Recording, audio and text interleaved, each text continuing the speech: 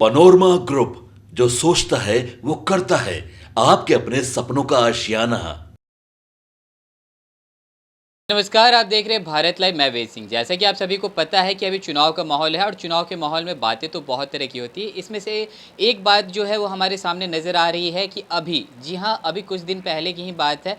मीशा भारती की तरफ से एक जो बयान आता है और उसका जो वीडियो है वो बहुत ज़्यादा वायरल होता है। जी हाँ, उस वीडियो में मीशा भारती ने कहा है कि प्रधानमंत्री और जो एनडीए की जो पार्टी है वो सभी को वो जेल भेज देंगी अगर वहाँ पे इंडिया गठबंधन की सरकार बनती है तो। आखिरकार इसके पीछे क्या बात है, उन सब तमाम मुद्दों पे बातें करेंगे। और अगर बात की जाए तो विपक्ष की तरफ से भी इस बात को काटते हुए जेपी नड्डा जी के द्वारा एक बयान आया है कि जो खुद मतलब अभी जमानत पे मतलब रिहा होकर अभी काम कर रहे हैं, तो कहीं ना कहीं वो क्या किसी को जेल भेजेंगे। तो इन्हीं सब तमाम मुद्दों पे बातें करने के लिए आज हमारे साथ मौजूद है आरजेडी के प्रवक्ता अरुण कुमार यादव जी। पहले तो स्वागत है आपका। बहुत बहुत धन्यवाद। ऐसा देखा जा रहा है कि मतलब मीसा भारती जी के द्वारा एक बयान जो है वो काफ़ी ज़्यादा वायरल होते हुए नज़र आ रहा है। उनके बयान में साफ तौर पे देखा जा रहा है कि वो प्रधानमंत्री और पूरे एनडीए गठबंधन को जेल भेजने की बात कर रही है। इस पे क्या कहेंगे? देखिए, उनका जो बयान, पूरा बयान अगर देखेंगे तो उनका बयान जनहित में है। उनका बयान पूरा जब सुनेंगे तो वो महंगाई की बात कर रही हैं, बेरोजगारी की बात कर रही हैं, किसानों की बात कर रहे हैं, महिलाओं की सुरक्षा की बात कर रही हैं। और इनके सरकार में, एनडीए सरकार में जो भ्रष्टाचारी फल फूल रहा है और जिस तरीके से केंद्र की भाजपा सरकार ने, प्रधानमंत्री जी ने भ्रष्टाचारियों को संरक्षण दे रखा है, उस पर उनका बयान था। तो इसमें तिल मिलाने की क्या बात है भाई? आप प्रधानमंत्री जी हैं, गृह मंत्री जी हैं, तो आप खुलेआम हर सभा में भ्रष्टाचारियों को जेल भेजेंगे, भ्रष्टाचारियों को जेल भेजेंगे। आप कौन होते हैं जेल भेजने वाला भाई? आपको संविधान अधिकार दे दिया है क्या? यह तो तय देश का न्यायालय करेगा ना, न्यायपालिका तय करेगा ना कि कौन भ्रष्ट है,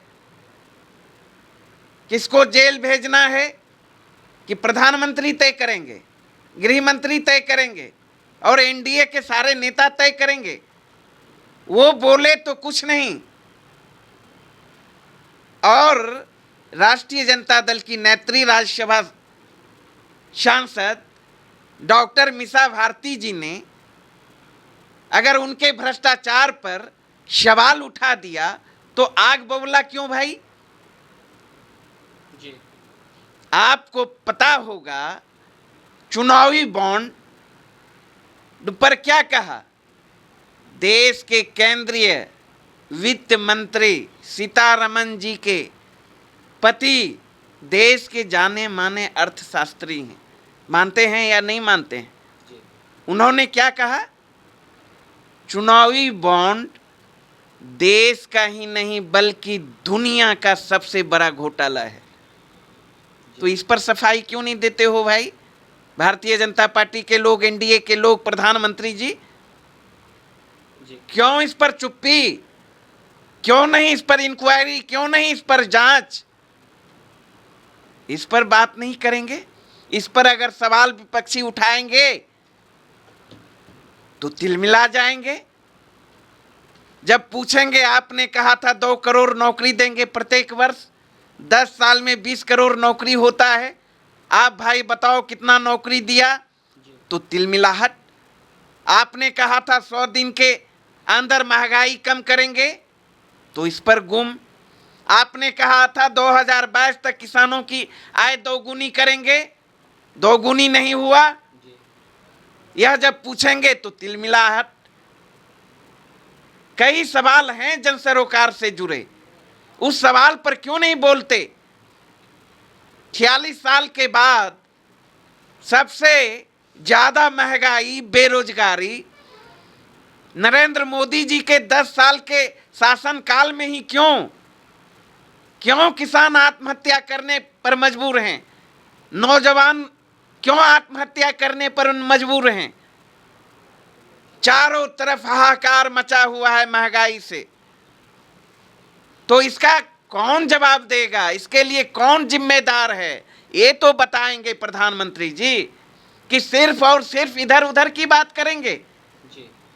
तो यही सवाल है, और इसी सवाल पर सत्ता पक्ष के लोग तिलमिलाए हुए हैं और कुछ गोदी मीडिया इस बात को तूल दे रहे हैं।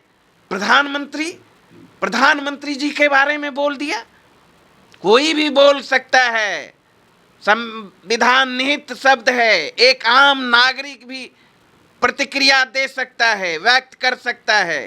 जी चलिए, ये तो हो गई मीसा भारती के जो बयान है उस पे बातें। अगर बात की जाए एनडीए की, तो एनडीए की तरफ से लगातार ऐसा भी देखा जा रहा है कि 2005 से पहले का जो मतलब बिहार का जो मतलब समय था, लगातार एक तरह से देखा जाए तो जंगल राज की बातें फिर से होनी स्टार्ट हो गई है। इस पे क्या कहेंगे आप? इस पे हम, ये तो एक सोची समझी रणनीति के तहत जी बनाया गया परसेप्शन है, जी प्रोपगेंडा जिसको कहते हैं। जी। आज कौन बोल रहे हैं? कौन यह सवाल उठा रहे हैं? कहा जा रहा है कि 2005 से पहले जो बेटियां जो हैं वो सड़क पे 5 बजे के बाद से मतलब जाने में डरती थी, लेकिन अभी मैं अगर पूछ रहा हूँ, कौन यह सवाल कौन पूछ रहा है? ये प्रेस कॉन्फ्रेंस में आयोजन हुआ था और ये बीजेपी की तरफ से ये सवाल आई थी कि कानून व्यवस्था को लेके, कि कानून व्यवस्था में कितनी सुधार हुई है 2005 के बाद से, उसको लेके बातें चल रही हैं। ये तो केंद्र में उनकी सरकार है ना जी। बिहार में भी 17 साल से एनडीए की सरकार है जी। एनसीआरबी का डाटा निकाल के देख लेना चाहिए ना जी। 17 महीने महागठबंधन की सरकार बिहार में थे जी। आज भारतीय जनता पार्टी बोले तो बोले, जदयू भी बोल रही है। जी। जदयू के राष्ट्रीय अध्यक्ष ललन सिंह जी घूम घूम कर गला फाड़ फाड़ कर क्या कहा करते थे, कई विजुअल होगा खोज लीजिएगा। जी। और नीतीश जी भी बोलते थे कि लालू जी का जो राज था सामाजिक न्याय का राज था, सामाजिक न्याय की सरकार को ये लोग, भारतीय जनता पार्टी के लोग, जंगल राज कहा करते थे। जी। और आज वही लोग अनर्गल प्रलाप कर रहे हैं। देखना चाहिए किस तरीके से 2005 के बाद जी। जो भी नरसंहार, उसके पहले बड़े बड़े कांड हुआ करते थे जी। और उसके लिए आयोग भी गठित थी, उस आयोग को भंग करने का काम सबसे पहले नीतीश जी ने किया जी। और संरक्षण भी देने का काम किया। तो अपने गिरीवान में झांकना चाहिए। मधुबनी में नरसंहार जो हुआ याद है ना? जी। एनडीए में, एनडीए की सरकार थी बिहार में और भाजपा के कोटे के एक मिनिस्टर के संरक्षण में रावण सेना ने दिन दहाड़े कत्लेआम कर दिया। मुजफ्फरपुर बालिका कांड, गृह कांड किनके शासन में हुआ? निरीह बच्चियों के साथ बलात्कार किया गया, मौत का घाट सुलाया गया। इस पर क्यों नहीं बोलते? निसहाय बच्चियों ने आरोप लगाया, मोछ वाले अंकल, तोंद वाले अंकल के पास ले जाया जाता था, भेजा जाता था। वो कौन है? सरकार में बैठे लोग के तरफ इशारा था। तो आज जवाब देना चाहिए ना। आज दिन दहाड़े पटना में हत्याएं हो रही है, मुख्यमंत्री आवास के 10 कदम दूरी पर थाना के, कोतवाली थाना के 100 मीटर दूरी पर डगबंगला चौराहे पर व्यवसायियों को लूट लिया जाता है, गोली मार दिया जाता है। तो इस पर क्यों नहीं बोलते? चलिए, अगर बात की जाए तो एक सवाल और मतलब एनडीए की तरफ से हमें देखने के लिए मिल रहा है कि गरीबों के मसीहा लालू प्रसाद यादव पे भी तंज कसा जा रहा है। कहा जा रहा है कि जिस समय उनका कार्यकाल था तो उस समय देखा जाए तो वो लोग गरीबों के लिए काम ना करके अपने लिए काम किए हैं। इसके बारे में क्या कहें? अगर गरीबों के लिए काम नहीं करते तो गरीबों का मसीहा नहीं कहलाते। पहली बार लालू यादव जी ने गरीबों को, वंचितों को, अंतिम पायदान में खड़े लोगों को बोलने का आज़ादी दिलाई। मुंह में बोल नहीं पाते थे। मजदूर मजदूरी लेने के लिए जब जाते थे मालिक के दरवाजे पर, मजदूरी नहीं मिलती, उन्हें डांट खानी पड़ती थी। अपने हक हकूक के लिए लोग बोल नहीं पाते थे, चाहे जिस जाति धर्म के लोग हों। तो ऐसे लोगों को तो पेट में दर्द होगा ही। सामंतवाद से आजादी दिलाने का काम किया लालू यादव जी ने। 90 के पहले की हालात क्या थी प्रदेश की, और आज जो भी लोग बोल रहे हैं, चाहे नीतीश जी हों, चाहे जो अपने को बड़े बड़े नेता समझते हैं बिहार में, उंगली उठाते हैं, सब के सब लालू यादव जी के कृपा पर ही आगे बढ़े हैं। अगर लालू जी नहीं होते तो उनका भी चेहरा बिहार की राजनीति में नहीं चमकता। तो जानकारी के लिए धन्यवाद। तो जैसे कि अभी आपने सुना, हमारे साथ मौजूद थे अरुण कुमार यादव, जो कि आरजेडी के प्रवक्ता हैं। इनका कहना था कि मीसा भारती का जो बयान जो है वो इतना ज़्यादा जो वायरल हुआ था, वो उस बयान को आधा करके दिखाया गया है। कहीं ना कहीं उनके पूरे बयान को जो वो कहना चाह रही थी वो सबके सामने नहीं रखा गया है।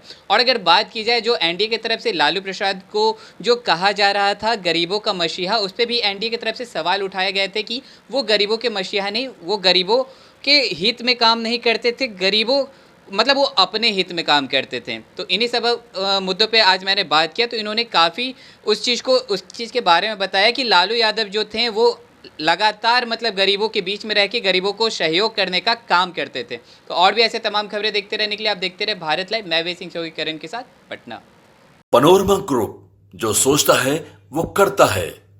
अगर ये वीडियो पसंद आई और वह बिहार के राजनीति और बिहारियत से सरोकार रखेनी तो सब्सक्राइब बटन दबा के चैनल के सब्सक्राइब कर ली।